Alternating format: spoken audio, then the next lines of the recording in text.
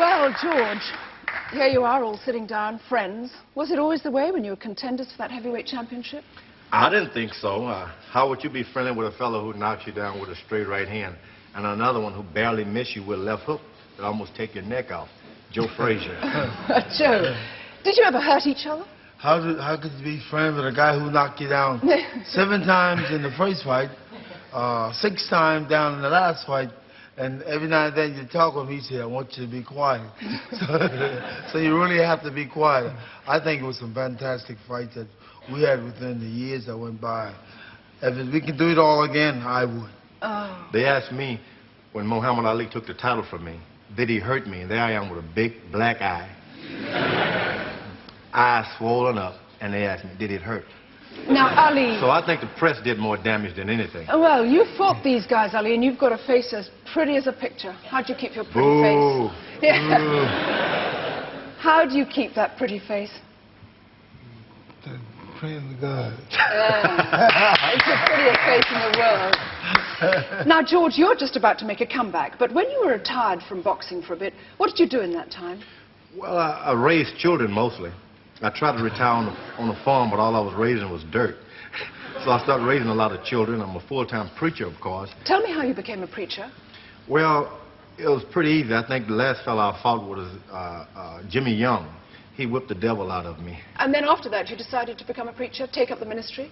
But yeah, and that's why today we travel around the country to acquaint people with us other than boxing. The Champions Forever Tour is about the world seeing a video of us, Joe Frazier, Muhammad Ali, and myself, Kenny Norton, as people other than boxers. Right. Our life stories are compact in it. Right. And we can't tell you everything now. No, You want about a video. Yeah. That's right. Joe, you also retired 10 years ago, but you haven't been away from boxing. What do you do? Well, I did made a start back.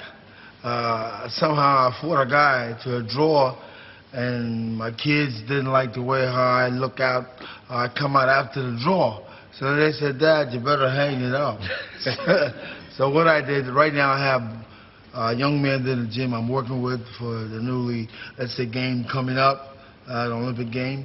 So therefore that these young men are working pretty hard. My sons and Bert and Tommy, these guys are promoters now. So therefore I'm just helping the young men, let's say, to go to be fine men, you know what I mean? And whatever people like to see me, I go around and promote, and now we're promoting Champions Forever. It's just a lot of fun, that's all. Most of us, at least people like me, who aren't in the boxing fraternity because I'm just not quite big enough, most of us think of boxing as the film Rocky. Now, was Rocky true to life? Is a lot of that training... We think that the film Rocky was based on Joe Frazier's life. You see, Rocky... And Muhammad. Yeah? Yeah, and so it was a recreation of some of the exploits they had. He was running down the street in Joe Frazier's old neighborhood. Joe Frazier was actually worked in a butcher shop or meat house. And did Stallone come to you for any tips or anything, or did he keep away and just... Well, Rocky is pretty clever. Let's say doing the second film that he cut, he came into Philadelphia. Matter of fact, I think he took you. No, I never did meet him. No. He took Muhammad, he took, let's say, Larry, all these guys who moved to Los Angeles for a screen test. It wasn't on the basis for a screen test. He just had wanted to learn more about us, what fighting was all about. He's clever. Yeah. And he took all those pieces that we did on the screen test, and he put his film together. Yeah. He didn't pay us. Didn't pay us. He didn't pay us. Well, you were that too, right? He didn't pay. Ali, you're the greatest. How are you the greatest champion in the world?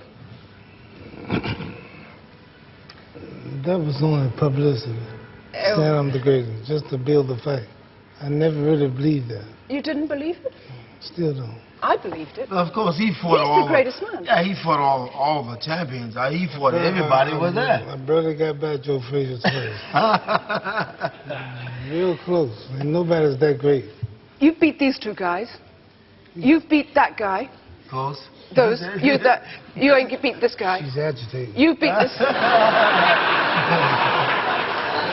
She's trying to make me mad. It's always more like fun. But we all fought Muhammad. She succeeded. Everybody did. It's right on down the line, fought him. I'm getting mad now. Okay. George, she probably have a strong husband. You better watch it, okay? But Ali did it by poems. He used to wind people up by poems and by talking, the Louisville lip. He used to do it by staring. Well, it didn't work on Muhammad, so let's forget about the staring. I tried my best. He just turned his back on me. I remember hitting him so hard, I think around the stomach or the side. Yeah. And he looked at me and said, "Is that all you got, sucker?" And I started wondering, how in the world am I...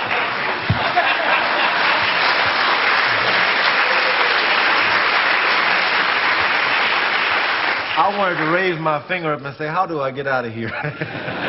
But believe me, if there's anyone that's going to lay claim to the greatest, other than Joe Frazier, I'd have to put that tag on Muhammad Ali.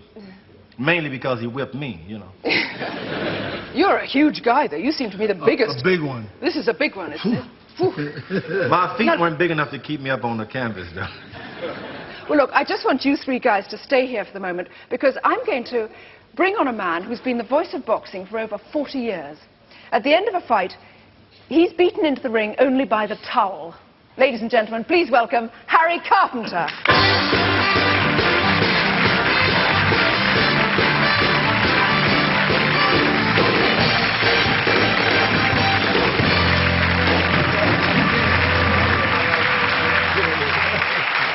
Harry, if you can squeeze in with these hunky guys.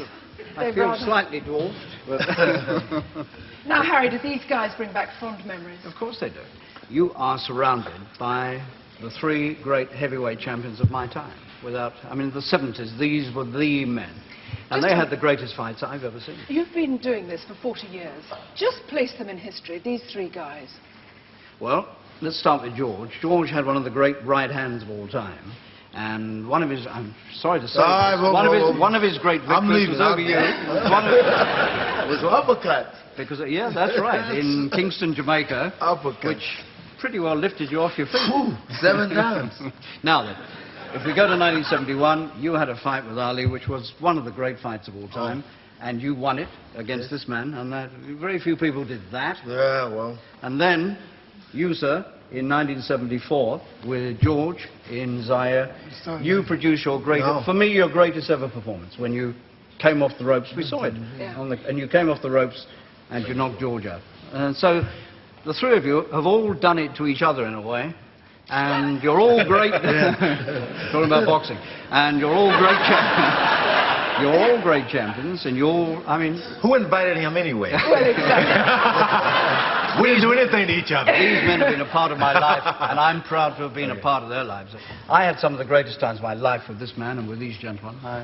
I wish it could all happen again. Oh. They can. You're making a comeback, right? Eh? Listen, Ali, what do you think of Mike Tyson? Awesome. He's powerful, he's strong, he's got a big punch. If he hits you, you're in trouble. Right. How would you have fared against him? Would you have whopped him? Stick, move, hit him, Yes. tire him out. Right. After about round 10, move in. Are you listening to this, George? Because you're going to... And mugging. And mug him. Mugging. Don't get it, mugging. Yeah. Best he could do it, too. Yeah, sure. And are you Really going to do mug. it? Huh? Are you going to have a crack at him? Oh, if I get the opportunity, I'll take advantage of it. And he's going to teach me some of his tricks, Muhammad. I'm sticking real close to Joe Frazier and Muhammad Ali because really, these are the greatest fighters of all time. Yeah. You've got to be compared a Joe Frazier type or Muhammad Ali type. There are no George Foreman type. No. Yeah. Oh, And if I can imitate these guys on a certain night, I can whip anybody. And to mix it all up, I may be considered a great. Why you been so nice?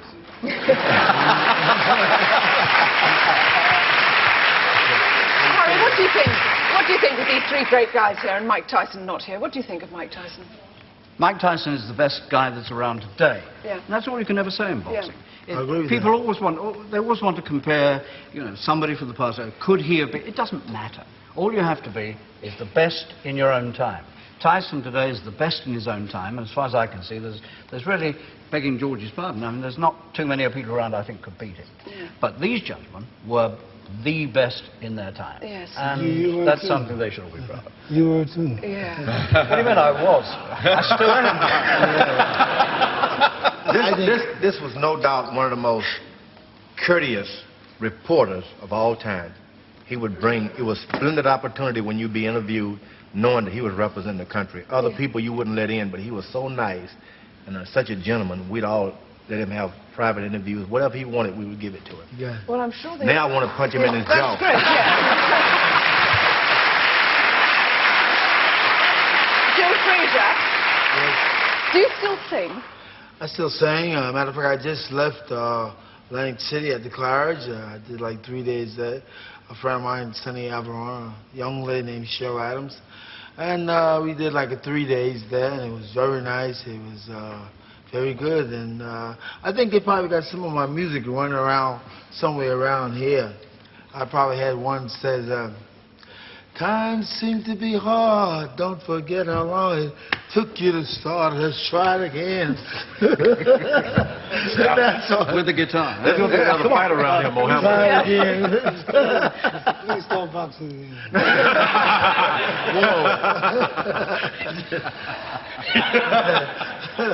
Ali, do you still do poems? Do you still make up poems about I things? made one for your show. You've made up one for the show? I love your show. I admire your style, but your pay is so cheap, don't call for a while.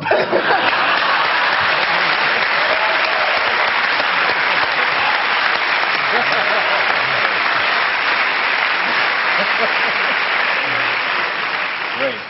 So, Harry, Well, you can see what a pleasure it is to work with gentlemen like these. it must be because, fantastic. well, What kind of... It's do you, easy. That's the important thing. do you have a chance to talk to them before they start fighting? Or is that pre-fight nerves and things I like wouldn't this? go near a boxer on the night of the fight because that's their private thing and you don't get involved in that. But 2 or 3 days before, yes, and they'll work with you very, very happily. And I And George, just like to thank George for the very courteous things he said. That was George nice. is the sweetest guy in the world. He's also the most he is. frightening, but he's still the sweetest man in the world. And I tell you what, he's going to beat Mr. Cooney. Yeah. You should tell him more that I'm going to whip Mike Tyson also. Yes, I think you are. That is a little harder. Hey, that's what you want But to do, George, hard is things. Three heads better than one. George, is it wise to go for Tyson? We hear such terrible things about this man. Is he You going heard, to smack you heard terrible things about Sonny Liston. That's true. 8-1 Muhammad Ali was against Sonny Liston. Yeah. Everybody saying, poor guy, don't hurt the little cute guy. Then next thing you know, Sonny Liston is getting face all swollen on the canvas. And the same thing about down. George Foreman and Muhammad Ali. Yeah. 3-1, 4-1. Yeah. If he get in But he shape, tricked me. I could have whipped him, but he tricked me. I could have whipped him. He pulled this rope-a-dope on me. With both of your I don't hands think tied that's right. behind your back. Heard that? Both of your hands tied behind your I think that was wrong right there. I want to say that before the whole world. Muhammad tricked me out of my title. He had me, he laid on the rope, and I, like a dope, kept throwing punches. Then when I got out of there, he knocked me out. In front of the whole world. I'll never forget that. Muhammad, why did you do that to me? Gentlemen, listen. You've just made this the most important day in my life, and thank you very much indeed for coming on the show. George Foreman, Joe Frazier, Muhammad Ali, and Harry Carpenter.